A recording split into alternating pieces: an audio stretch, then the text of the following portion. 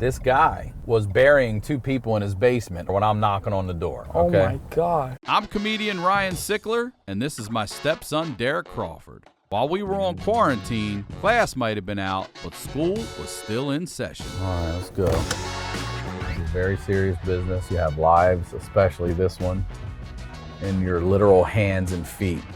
It was like an old country road, and it had an awesome hill to jump. Jumping them? The Yeah, cars? dude, we jumped the shit out of it. Oh, no, hold on a minute. Look at it. Look at it. Aloha. Woo! The virus gone.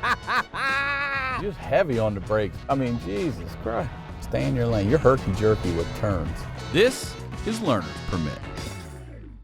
Shout out to UPS Baltimore Hub Primary 1, Joe Avenue. I'm going to remember that. That's Can what, you go say it ahead, every try day? and say it. Yeah. Say No, it. not right now. Say it right now, give can't. it a shot. I'm just saying, like, I'm going to remember it by the end of all this. You think? I think I will. When I worked there, I couldn't get a job. I could not get a job. I was over 21 on this recession of applying. And I lived with my grandmother at the time. Mm-hmm. So when my dad died with the state, we had to move in with my mom, but she just left us there. She went to a boyfriend, so we were by ourselves we raised ourselves for like 2.5 years. Then moved in with my grandmother to go to school. So I decided, I looked into selling my sperm because I thought, well, I could do that 10 times a day. But what I didn't know about sperm donation was that you can only do it 2 times in a certain mile radius. And I never even considered it because it may be improbable, but it's not impossible, that if you had donated sperm to 5 women, those 5 kids, if they stayed in that area, have a chance of meeting, connecting, unbeknownst to them, being incestual and not even know they're related because they're in a certain mile radius. And I was like, what?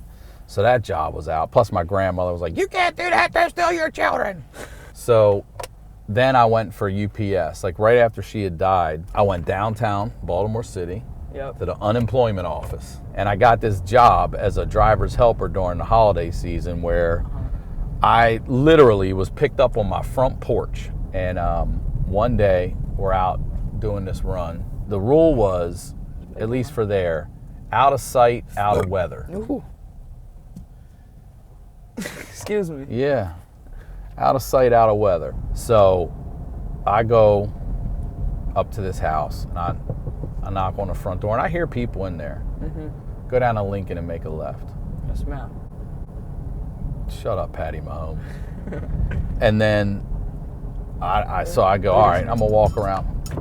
Hey, Jim!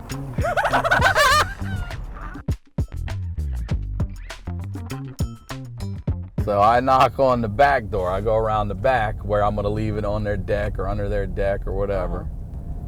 And I hear them. I hear them in there. I knock on the door again, nothing. I come back around, the front driver's like, what's going on? I'm like, I don't know. I definitely hear them in there. There's people in there. They're just not answering the door. So I knock on the front again, nothing. I'm like, all right, let me go around back, leave it out back. I go around back.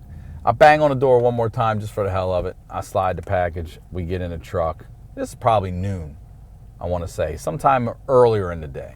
Yeah. We get back, and the supervisor was like, man, how about that crazy guy on your route today? We're like, who are you talking? We encounter 50 crazy people a day on our route. Who are you talking about? And he's like, the guy that killed those people. We're like, huh? Dude, this is in the Baltimore Sun. I have links to it. Lincoln?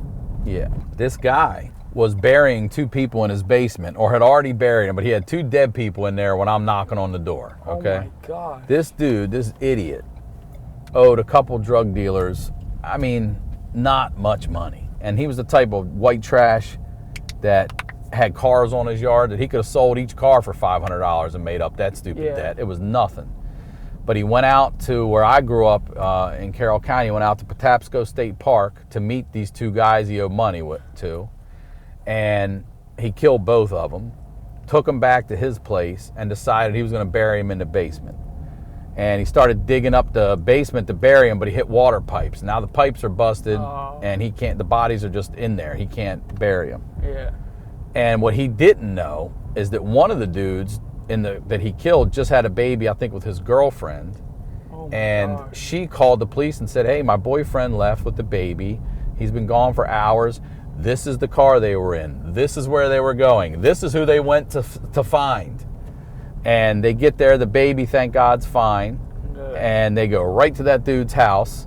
And we didn't have to be witnesses or anything because they got there and the bodies were in there. They said it was a mess. It was a scene in that day. And I'm knocking on the door while he's got dead bodies. Yeah, dude. Yep. I couldn't. Scared.